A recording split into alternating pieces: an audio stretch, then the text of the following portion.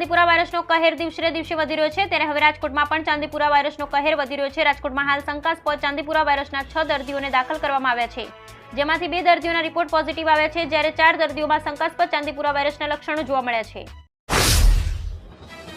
ગુજરાતમાં ચોમાસું જોરદાર જામી ગયું છે અને ઘણા વિસ્તારોમાં તો પૂર જેવી સ્થિતિ પણ સર્જાઈ છે। એવામાં બીજી તરફ હવામાન વિભાગે ફરી એકવાર ગુજરાતમાં સાર્વત્રિક વરસાદની આગાહી કરી છે। આ સાથે જ આગામી 5 દિવસ સુધી માછીમારોને દરિયો ન ખેડવા સૂચના પણ અપાઈ છે। તેલંગાણા અને ઝારખંડ સહિત દેશના 9 રાજ્યોમાં રાજ્યપાલોની નિમણૂક કરવામાં આવી છે। માહિતી આપતા રાષ્ટ્રપતિ ભવને જણાવ્યું કે હરિભાઉ કિશનરાવ બાગડેને રાજસ્થાનના રાજ્યપાલ તરીકે નિયુક્ત કરવામાં આવ્યા છે। દિલ્હીના ઓલ્ડ રાજેન્દ્રનગર સ્થિત કોચિંગ ઇન્સ્ટિટ્યૂટમાંથી ખૂબ જ ચિંતાજનક ઘટના સામે આવી છે। આ જગ્યા સિવિલ સર્વિસીસની તૈયારી કરતા વિદ્યાર્થીઓના હબ તરીકે ઓળખાય છે, ત્યારે આ વિસ્તારમાં આવેલ એક સંસ્થાના બેઝમેન્ટના પાણી ભરાયા હતા, જેમાંથી 3 વિદ્યાર્થીઓના મૃતદેહ મળી આવ્યા છે। જૂનાગઢ સ્વામિનારાયણ મંદિરના મહંત જે.કે. સ્વામી સામે વધુ એક છેતરપિંડીનો ગુનો દાખલ થયો છે। ભાજપના કોર્પોરેટર હિમાંશુ રાહુલજી જે.કે. સ્વામીની છેતરપિંડીનો ભોગ બન્યા। સુરતના વોર્ડ નંબર 22ના ભાજપના કોર્પોરેટર હિમાંશુ રાહુલજી સાથે જે.કે. સ્વામીએ 1 કરોડ રૂપિયાની છેતરપિંડી કરી હતી।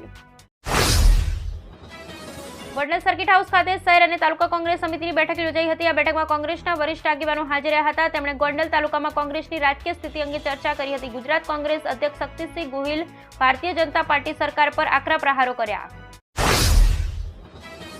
વડનગરમાં 2 દિવસ અગાઉ ડબ્બા ટ્રેન્ડિંગ ચલાવનાર શખ્સો પર એલસીબીએ તવાઈ બોલાવ્યા બાદ હરકતમાં આવેલી વડનગર પોલીસે ચાંપા ગામની સીમમાંથી ગેરકાયદે ડબ્બા ટ્રેન્ડિંગ કરતા 7 શખ્સોને ઝડપી લીધા હતા।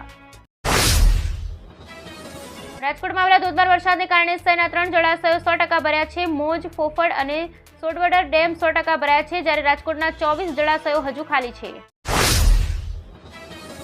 દિલ્હીના જૂના રાજેન્દ્રનગરના કોચિંગ સેન્ટરમાં થયેલ અકસ્માત બાદ રાજકારણ પણ ગરમાવા લાગ્યું છે। લોકસભા ચૂંટણીમાં દિલ્હીની 7 સીટો પર એક સાથે ચૂંટણી લડી રહેલી કોંગ્રેસ પણ ખુલ્લેઆમ એએપી સરકાર સામે આવી છે। દિલ્હી કોંગ્રેસ ભોયરામાં પાણી ભરાઈ જવાથી મૃત્યુ પામેલા 3 વિદ્યાર્થીઓને લઈ સરકાર પર આકરા પ્રહારો કર્યા હતા। હવામાન નિષ્ણાત અંબાલાલ પટેલે ખેડૂતો માટે મહત્વપૂર્ણ આગાહી કરી છે। ગુજરાતમાં વરસાદી માહોલ વચ્ચે હવામાન વિભાગે આગામી 3 દિવસ માટે વરસાદની આગાહી કરી છે, તો બીજી તરફ હવામાન નિષ્ણાત અંબાલાલ પટેલની આગાહી પણ સામે આવી છે।